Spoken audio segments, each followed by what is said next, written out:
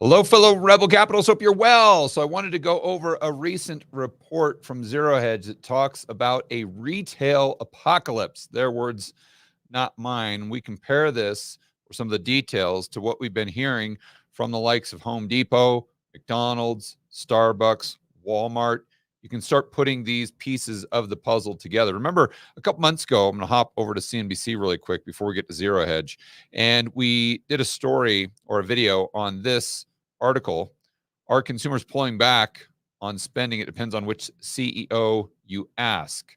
So this was back in May, but we're starting to see more and more CEOs say, yes, we're definitely see a pullback, and they're using much stronger language on these earnings calls. In fact, if you guys watched my video the other day, we went over this report from Zero Hedge where some words like consumer demand declining, those were right at the top of my head. I know they used some others, were at the highest levels that we've seen on these earning calls since the GFC, and some even a lot higher. But this was when we were talking about Pepsi, and we were talking about, let's see, we had Pepsi, McDonald's, Starbucks, Home Depot. And Home Depot, it's obviously gotten worse. We did a video on that the other day. And then Delta Airlines bucked the trend. But as I've heard recently, they're seeing demand for flights start to go down considerably. Now, it may be due to the insanity at Delta Airlines itself, such as, I don't want to get too far off track, but I was doing some quick research for this video, and I saw this gem. Delta's top DEI officer. First of all, let me just, if you're a corporation out there or a business, let me give you some words of advice. And I think I've got a right to do this. I'm coming from a place of experience because I was an entrepreneur, successful entrepreneur for many, many years. I actually retired at the age of 38 as a result of, I didn't get everything right, but I got enough right to retire before I was 40 years old. So I know a thing or two about running a business. And if you are considering, or if you have a DEI department, go ahead and fire those people. I can assure you, you are losing money on this and you are losing customers. Let me give you an example. For Delta Airline, this DEI officer has now, or is trying to push to get rid of, using the term ladies and gentlemen at gate announcements as part of an equity push. So a couple things here. Number one, if you are a person that takes offense to ladies and gentlemen, you've got some real big problems. And those real big problems aren't other people and the names they're using or the words they're using. Your real problem is you. You're not an adult. You're a child. You're a child that likes to throw temper tantrums, and you're a child that cannot deal with the real world. If this offends you, you not only have problems, you have mental problems. So they're saying that Delta has planned to boldly pursue. Well, I don't know if boldly would be the right word. I would prefer idiotically pursue equity. So I'm not going to go into this in great detail, but I always wonder, who are the people that are pushing this nonsense? Like who can actually sit there and look you straight in the face and say, you know what, I think it's a great idea to stop using ladies and gentlemen. Here's the gal right here, Kyra Lynn Johnson. She says she needs to accelerate the social justice awakening. Use gender-neutral language and pronouns. Do not use language that suggests gender binary. I mean, this just gets completely absurd. Totally absurd. And I think that a lot of these multinational corporations are starting to wake up to the fact that this just hurts the bottom line. I mean, initially, they have to know this is insane. Like the CEOs, they don't buy into this garbage. They know behind the scenes that this is completely ridiculous. But they're like, well, let's just go along with it because this is the way the young people are trending. And if we want to cater to the young people, we've got to pretend like we somehow think that we're being progressive by eliminating the use of ladies and gentlemen. And this gal, this black gal, oh, here, see, this is what we need. We need more pictures of the horizons being the rainbow flag that represents they're not just indifferent. They're not just agnostic, but they are pro-gay. It's not, you can't just be agnostic. You can't just treat people based on the integrity of their character. No, no, no, no, no. You've got to just go out there and just announce it from the mountaintops that you are you're not just indifferent to people's skin color, you're anti-racist. The irony that you actually have to put people's race first and foremost. You have to put their sexual preference first and foremost in order for quote unquote inclusion and diversity. So anyway, maybe that's why they're having problems selling tickets as of the last couple months. But getting back on track, let's go over to this Zero Hedge article where they talk about this retail apocalypse is gaining momentum all over America is your favorite chain closing stores. So I knew what was going on as far as 30,000 foot level, but I didn't really know the numbers as far as specific stores and how many of them they are actually closing. So let's go down. And first of all, we see Big Lots plans to close nearly 300 stores. This is 2 months after announcing plans to close about 40 stores. So, and you can hear what the mainstream media, or you don't even have to tune in. You know what the mainstream media said, or what the quote unquote experts. When Big Lots came out and announced 40 stores, I guarantee you, like, oh, well, there's a reason for this. It's not that the economy is slowing down. No. Just forget that. It's because their leases are running up and they're just using this as leverage to go back to the drawing board or go back to the table with the negotiating table with these landlords and get better rate. It would be something like that, right? And then you see, oh, well, by the way, there's another 300 stores closing. It's like bankruptcy, very suddenly, all at once. The discount retailer announced in June it was facing several areas of financial strain that would result in 35 to 40 stores. However, an audit of Big Lots website on August 2nd reveals almost 300 stores. Okay, so they just weren't telling the truth. They just weren't telling the truth. Meanwhile, home goods retailer has been in business since 1890. So I didn't know about this. They're permanently shut down. Over 170 stores. This is Conn's Home Plus. Never heard of that. I guess they're kind of a regional business in Woodlands, Texas. Or no, excuse me, they operate in 15 states, including 11 in Louisiana. Operate stores in 15 states, including 11. Okay. So it is regional, but looks like it's kind of southeast.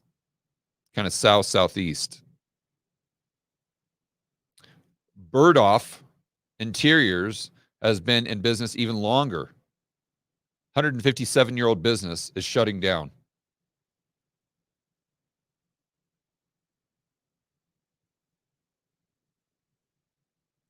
And that business opened their doors just at the end of the Civil War. Huh, wow. Rite Aid was once a retail powerhouse, expanding like crazy, but now plans to close 780 stores. 780. So think about how Rite Aid is a key tenant for a lot of these strip mall owners. So they're an anchor store, if you will. So what happens to the rent payment to these landlords that were depending on Rite Aid for the majority of their rent coming in every single month? How do they pay their mortgage? 780 stores. I mean, that is massive. But wait, there's more. Dollar Tree has Rite Aid beat, according to this article. Over the next few years, Dollar Tree plans to close almost 1,000 stores. disclosing significant losses in the latest earning report. You have to also ask yourself how much of that is due to theft. I'd say probably a substantial percentage, but then how much of the theft is due to the economy being in the toilet? Analysts at UBS are projecting approximately 45,000 stores. The economy's booming. It's a no landing. The yield curve is dead. This time it's different. You just got to laugh, right? You just got to laugh. So UBS are projecting that approximately 45,000 stores will be permanently shut down in the U.S. Not that that's funny, but it's just funny when you contrast it to the mainstream narrative. About 45,000 stores close in coming years as retail's physical footprint increasingly shifts to serve more fulfillment distributors. So, okay, yeah. So the argument here is that, well, they're going online. Everyone is going online. I think that's true to a certain degree, but I don't think that's the root cause, let's say, because you'd have to ask yourself, well, there's several other businesses out there that have brick and mortar locations that are doing fine. Home Depot, as an example, they're declining, but they're not talking about shutting down 1,000 stores, right? Why is Walmart not talking about shutting down 1,000 stores?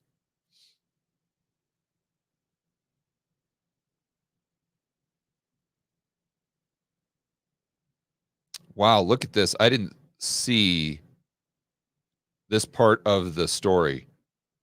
According to a recent survey that was conducted by LendingTree, close to a fourth of the entire population admits they've shoplifted. Wow. Talk about the degradation of society. Wow. 25% of people admit they shoplift?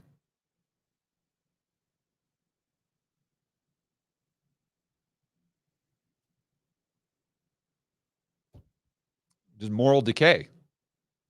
Moral decay. You're seeing the United States, or really the developed world, just collapse in slow motion.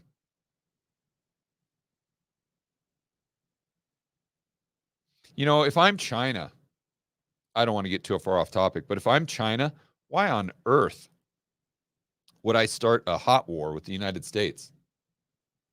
Like, why would you do that? If I'm China, I'm just sitting back and watching this thing play out. Just saying, yeah, I'll stoke the fire here and there. But what do I need to do? The United States is imploding from the inside. they're doing a better job of destroying themselves than we ever could. Just let them keep going. Give them a little more fentanyl. Make sure the Democrats win. Not that China's involved, but this is what I'd be saying. I'd say, hey, make sure the Democrats win. Supply them all the drugs they need. Give them that dopamine hit on TikTok. Make sure they don't go to work. And just let the whole house of cards cave in on itself, just like Rome. It's sad. It's just sad to see that. Shoplifting is a complicated crime. Not really. Not really. It's very, in fact, it's very straightforward. It's wrong. You don't do it. It's ethically and morally detestable. You don't steal other people's shit. Period. End of story. Not complicated at all.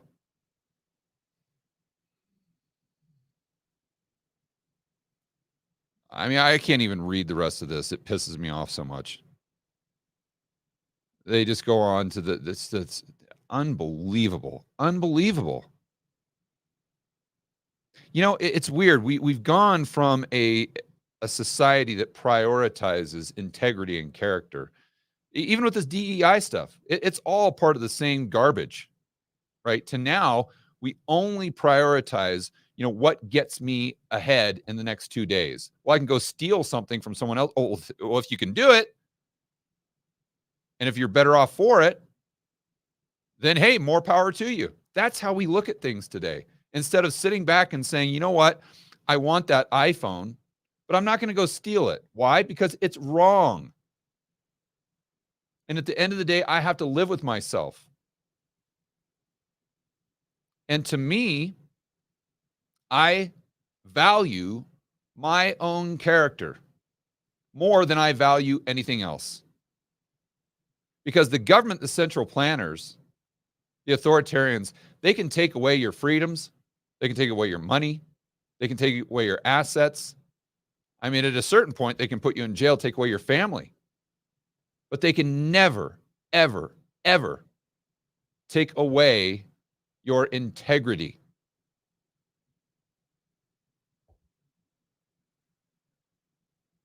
And we just lost that as a society. We don't even care about that as a society. Just give me more free shit.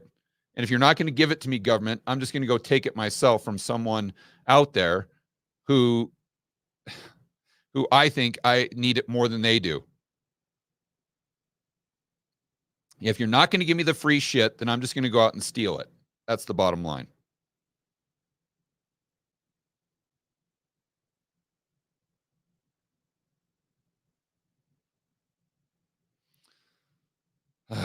Jeez. Sorry for getting off on a tangent there, but that stuff really, really fires me up. Really fires me. So we just need a gut check as a society. We need to look ourselves in the mirror and have a very difficult conversation.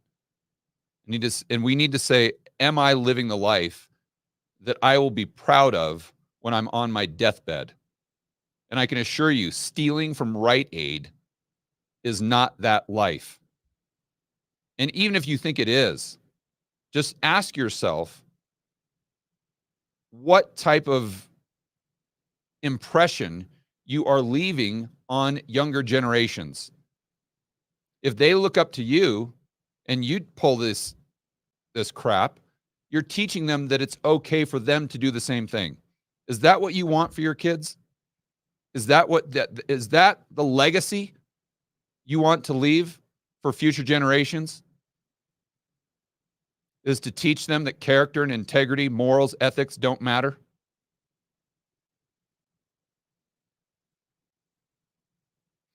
All right, guys. Enjoy the rest of your afternoon. As always, make sure that you're standing up for freedom, liberty, free market capitalism. We'll see you in the next video.